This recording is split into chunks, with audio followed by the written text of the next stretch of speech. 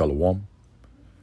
All praises, blessings, glories, and honors to Yahweh Bahashim, Yahweh Shai Bahashim, Racha Kwadash, and double honors to my elder apostles and bishop elders of Great Millstone, who told me this truth, as well of men of like mind. Shalom wa chasad, which means peace and mercy to the elect of the nation of Israel, when we so-called Negroes, Latinos, Native American Indians, and Israelite foreigners of the seed line of our forefathers, Abraham, Isaac, and Jacob, and are scattered here in America, which is Babylon the Great, and abroad.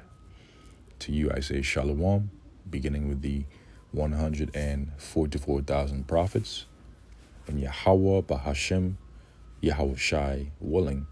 This lesson is edifying and informative. My name is Kwanawath, and this is the book of Ezekiel, chapter 7, verse 5. Thus saith the Lord Yahweh Bahashim, Yahweh Shai, and evil, and only evil, behold, is come. An end is come. The end is come. It watcheth for thee. Behold, it is come. Verse 25. Destruction cometh, and they shall seek peace, and there shall be none. Mischief shall come upon mischief, and rumor shall be upon rumor. Then shall they seek a vision of the prophet, but the law shall perish from the priest, and counsel from the ancients. In the news, from the MSNBC, breaking: Iran launches missile attack against Israel. In another report from the CNN, port workers strike across the East and Gulf Coast, published by Chris Isidore and Vanessa Yurkevich from the CNN. Bounty Mega Roll lasts longer, so you can tackle applesauce and avocado, berries, butter, coffee cream, drippy fingers, deviled eggs, and empanadas, red and green, fettuccine, grits and gravy, even hummus ice cream too, jambalaya, jars of kimchi, lemonade, and cheesy nudes. It has 4 rolls in one, so it lasts longer and feels like the roll never runs out. Oh, nachos, oven, pumpkin guts, and puppy footprints, spotted bladder, sneezes, Taco Tuesday, upside down, cake, vindaloo, and waffles, exo sauce and yogurt, CD, mommy's glass of Zinfandel. Bounty, the quicker picker-upper. Workers at American ports from New England to Texas are on strike. Members of the International Longshoremen's Association are picketing 14 major ports in the US East Coast and the Gulf of Mexico too. Last-minute efforts to reach an agreement with ship operators and port authorities came to nothing. The employers have offered a contract that would raise wages by 50% over the next 6 years. The union says that's unacceptable. It's the first strike at the East Coast ports since 1977. Vanessa Yurkevich is in Elizabeth, New Jersey, and we should clarify exactly how much impact this would have to the US economy and economies in other countries. It's going to have a significant impact. Out here today, we have hundreds of union members who have been out since the very early morning. Behind me, you can kind of just see the port of New York and New Jersey. It's idle right now because you don't have these dock workers working to load and offload imports and exports that come into this area. And as you mentioned, this is going to have a huge economic impact. One estimate puts a 1-week strike at over $2 billion. And just into this port alone, imports consist of alcohol, cherries, fruits, furniture, and exports, auto parts, and other items that our foreign counterparts buy. But that's all at a halt right now because the union, the ILA, and USMX failed to reach a deal yesterday. On the table was an offer from USMX of 50% in wage increases over 6 years, but the union saying that is not good enough. Also of note, retailers saw this coming. And a lot of them brought in a lot of their holiday products early because they didn't want a strike to interrupt shipping. So for holiday shoppers out there, you can rest easy that there will be things on the shelves around holiday shopping season. Now, the administration, the Biden administration, is really the only power to stop a strike. President Biden could enact something called the Hartley Act and Taft-Hartley Act, and that would essentially end a strike. However, President Biden is saying he's not planning to get involved, despite major business groups like the U.S. Chamber of Commerce calling on him to do so. I briefly spoke with the president of the ILA union moments ago, and he told me that in order to get back to the negotiating table with the shipping alliance, all of his demands need to be met, Max. But as you know, this is a negotiation. It doesn't look like the shippers are going to meet the union exactly where they want to be, but the shippers saying they want to get back to the table, just not under those circumstances. Max? Vanessa, thank you. And that concludes the CNN port workers strike across the East and Gulf Coast report. And so, according to biblical prophecy, in 2nd Ezra, chapter 6, verse 22, and suddenly shall the sown places appear unsown. Now, what are the sown places? And what does it mean to sow? To sow means to scatter. And the sown places are local grocery stores and supermarkets, including your Key Foods, your Costco's, your Walmarts, your Dollar Generals, your Family Dollars, your local 99-cent store, and so on and so forth. These are all sown places that have been scattered, that have been packed with victuals, food, and drink, ranging from chicken, beef, eggs, turkey, fish, the things that are necessary to bring food on families' tables to sustain them. But very soon, in the near future, these sown places are going to appear unsown. They're going to appear as if they were never touched, they were never stocked or even restocked. The full storehouses, which houses many goods, including backup goods, shall suddenly be found empty because the sown places are going to appear unsown. And as a result, people are going to then turn to the storehouses, which these goods are stored in and taken from, placed in containers to then be sent to local cities and communities via trucks. The full storehouses shall suddenly be found empty, and the trumpet shall give a sound. And right now the trumpet is giving a sound. That is the trumpet of the words of Yahweh Bahashem, Yahweh Shai. And as it is written in the book of Amos,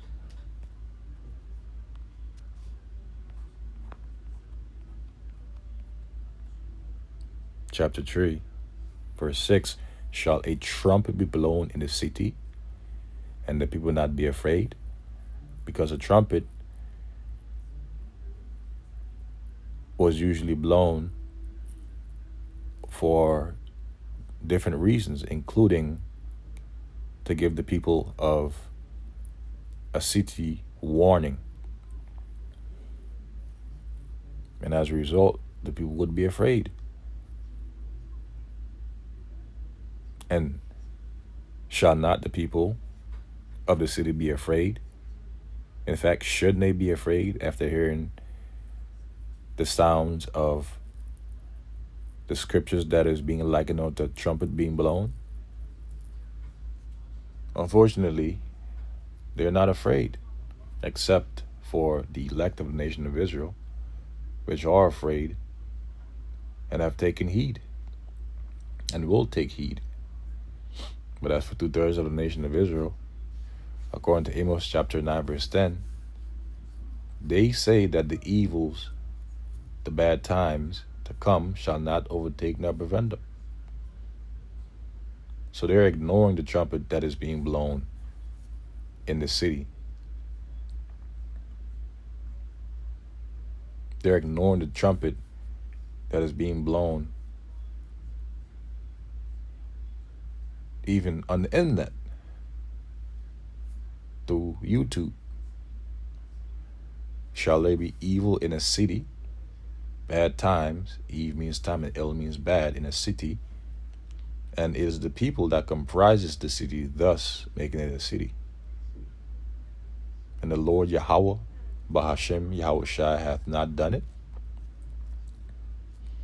So whatever evil happens throughout the world, even in these various cities, it is the Lord Yahweh, Bahashem, Yahweh Shai, that does it. So this is back in the book of 2nd Ezra chapter 6, verse 23. And the trumpet shall give a sound, which when every man heareth, they shall be suddenly afraid. And the only ones that will be suddenly afraid are the elect, that will take heed unto the sound of the trumpet of the words of Yahweh Bahashem Yahweh Shai.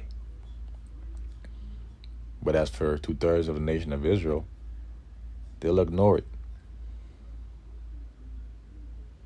At that time shall friends fight one against another like enemies. Why?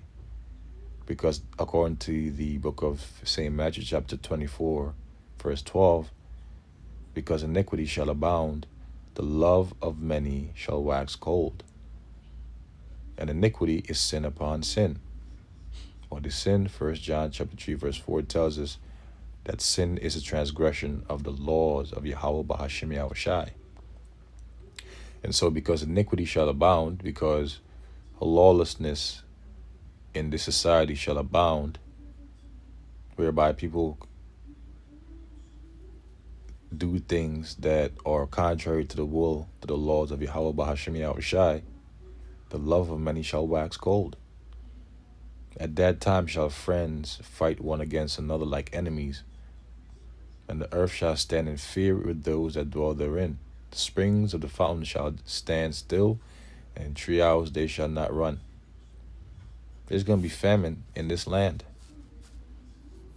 And this is just a foreshadowing of things to come.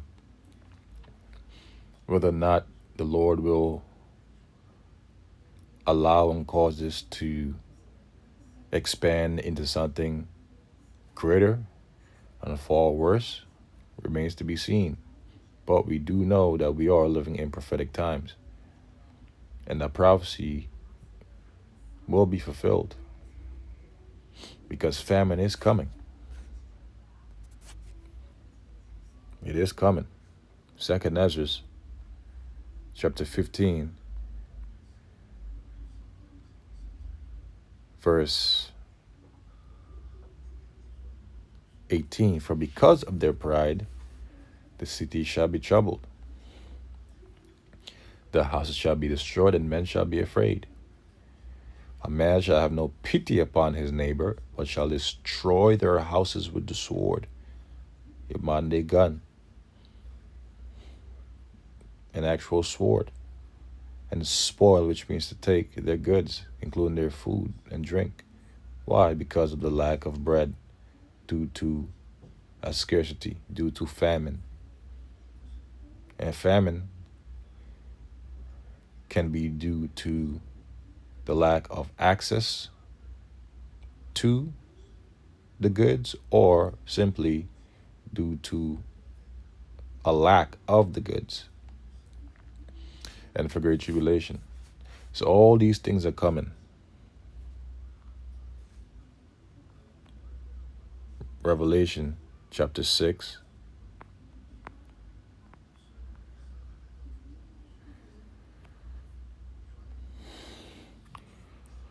Verse 8, and I looked, and behold, a pale horse, and his name that sat on him was Death. And hell, which is the grave, which is a metaphor for much death, referred to Jeremiah chapter 25, verse 33, followed with him for the much slaying that will be done throughout this land. And power was given unto them over the fourth part of the earth, which is here in America, Babylon the Great, to kill with sword, with hunger, with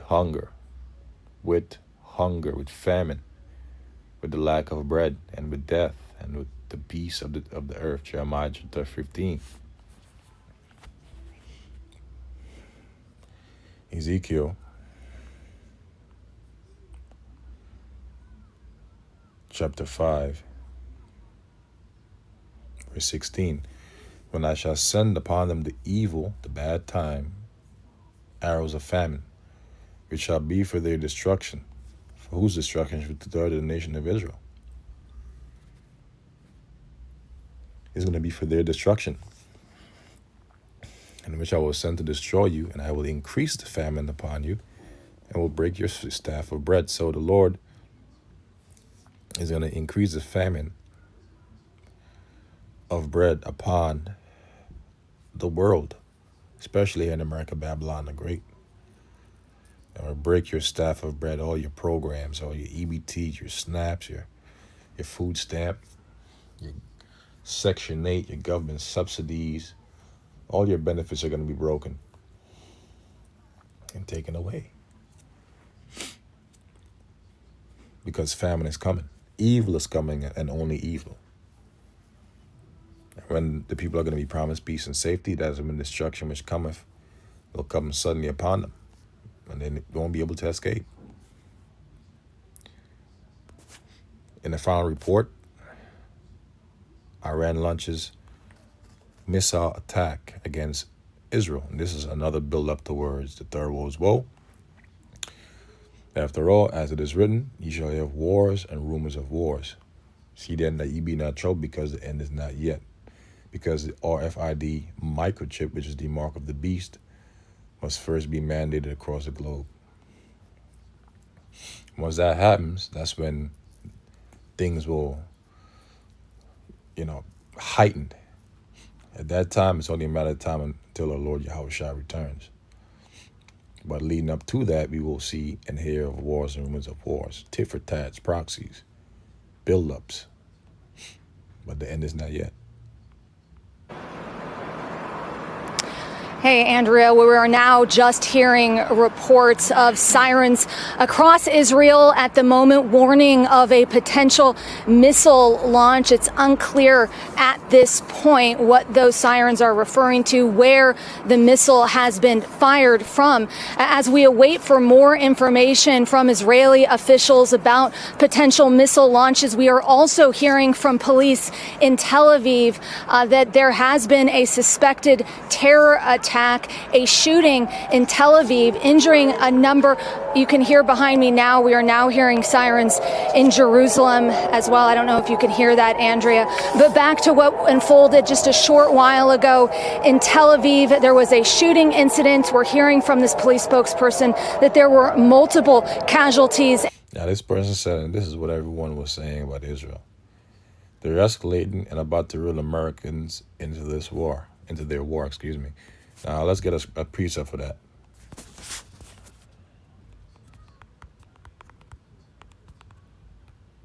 This is Jeremiah 49, verse 20. Therefore, hear the counsel of the Lord Yahweh, Bahashem Yahushua, that he hath taken against Edom, so-called Caucasian race, and his purposes that he had purposed against the inhabitants of Teman. which are Edomites. Surely the least of the flock, which is the state of Israel, shall draw them, which is America, Babylon the Great, out where? Into the valley of Jehoshaphat, into the so-called Middle East, right? Surely he shall make their habitation desolate with them. And why they're going to be drawn out? For the purpose of war, to be a guard unto the state of Israel.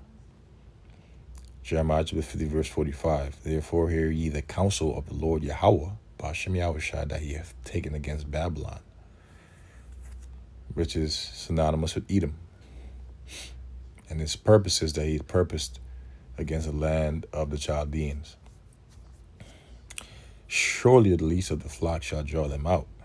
Surely he shall make their habitation desolate with them. So both America, Babylon the Great, and the land of Israel that is currently inhabited by Edomites will be destroyed according to biblical prophecy by thermonuclear fire. As we had just read right here in Jeremiah chapter 49, verse 20, and Jeremiah chapter 50, verse 45. You can also refer to Malachi chapter 4, verse 1, Revelation chapter 9, verse 16 on down, Joel the 2nd chapter, and Revelation 18.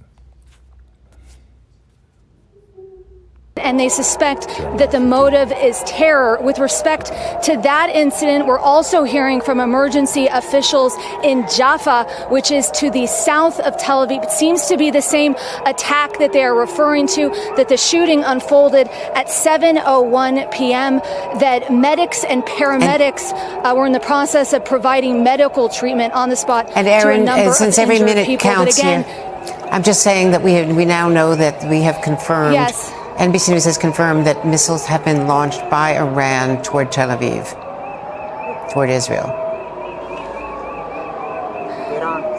Yes. Aaron, are you getting the Yes. same word there? We hear the sirens. Yes, I'm getting the same word here, and I'm hearing the siren sound here in Jerusalem. And in the distance, I saw a light rising up into the sky.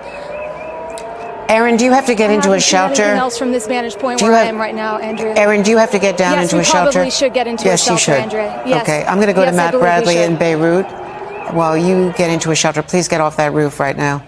Matt, pick it up. Man, sometimes these motherfuckers exaggerate, bro. Nothing be happening behind in the scenes, and they just be exaggerating that shit. But hey, whatever. There. What is going on in Beirut right now? Well, it's not quite as much as what's going on in Tel Aviv. Compared to my colleague, Erin McLaughlin, I very much hope that she and her team are safe. But we have been taking incoming bombardments from the Israelis coming right behind me. If you can see the skyline here, this is the neighborhood of Dahia, which is a Shia majority neighborhood just south of Beirut. It's a suburb, and it's also a Hezbollah stronghold. This is the area where Hassan Nasrallah, the head of Hezbollah, was killed on Friday. The Israelis continuing to pummel this neighborhood as well as points throughout the country. And this comes just a couple of hours after we heard from the Israelis that they had launched a ground incursion into Israel. And, that was the first time they said they had done this, or it sounded like that at the time. But then since then, we've gotten new news from the Israelis that they've actually been doing this repeatedly for much of the past year, sending in soldiers across the border into Lebanon and using this as reconnaissance maneuvers. Now, at the same time, we heard from Hezbollah. They said that there had been no Israeli incursion and that, in fact, this was all Israeli propaganda. They said they had not encountered any Israeli soldiers and had not had a firefight with them.